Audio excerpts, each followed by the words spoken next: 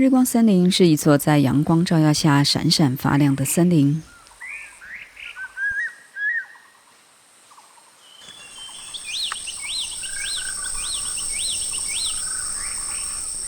高高低低的植物是昆虫、动物们不同样貌的家。每天太阳一升起，大伙儿伸伸懒腰，此起彼落的声响，象征充满活力的一天又开始了。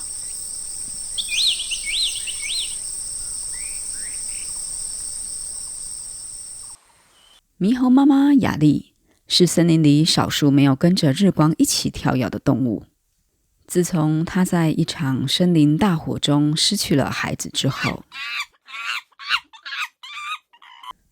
很久没有下雨的时候，干燥的空气让雅丽思念孩子的老毛病又犯了。她爬上离天空最近的山头，对着越来越热的太阳发出嚎叫。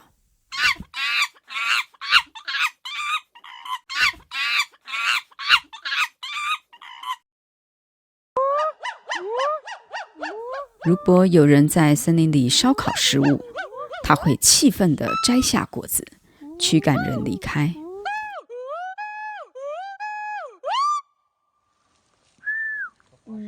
也会用河水浇熄剩下的萤火。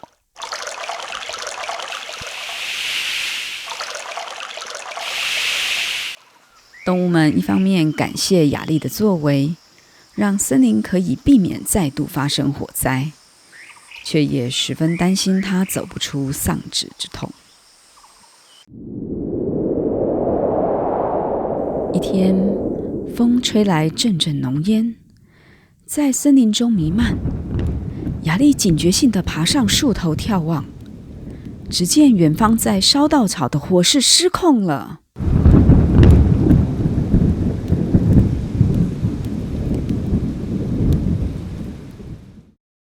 好久没下雨的土地根本抵挡不住火焰的高温，口渴的树木发出悲鸣，只能任由火蛇无情地扑过来。森林烧起来了。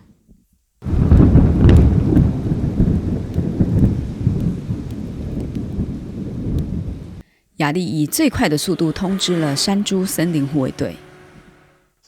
山猪森林护卫队坐落在森林的周边，山猪大队长常常绷紧神经，坐镇护卫队以应付突如其来的火警。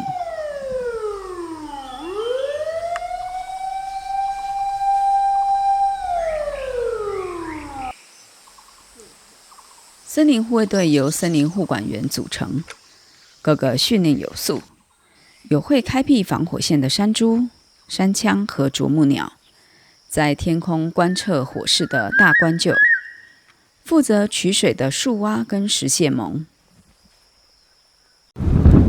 跟着来到火灾现场，火烧得又旺又急，一抹惊慌无助的身影映入雅丽的眼帘。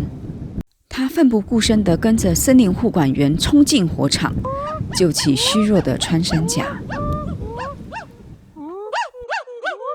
火势接连烧了几天几夜，这群打火英雄不眠不休地轮替灭火，空中、地上、溪水边都有他们的身影。尽管热得连饭都吃不下，汗和灰烬爬满身体，他们仍不放弃。火势终于被扑灭，一些队员累瘫了在地上休息。现场响起开心的欢呼声。抱着怀中的穿山甲，雅丽觉得勇气和希望正一点一滴地回到身上。在森林动物们的鼓励下，雅丽正式加入了山猪森林护卫队的行列，走遍树林各地进行防火演练。他们努力向动物们进行宣导，希望大家都能小心防火，爱护森林。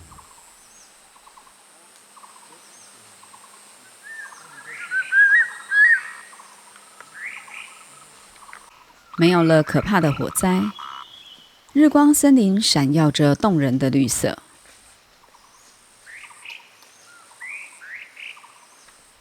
偶尔当它摆荡在树林间时，叶子沙沙作响，似乎是孩子轻轻对他耳语一样。雅丽觉得好多了。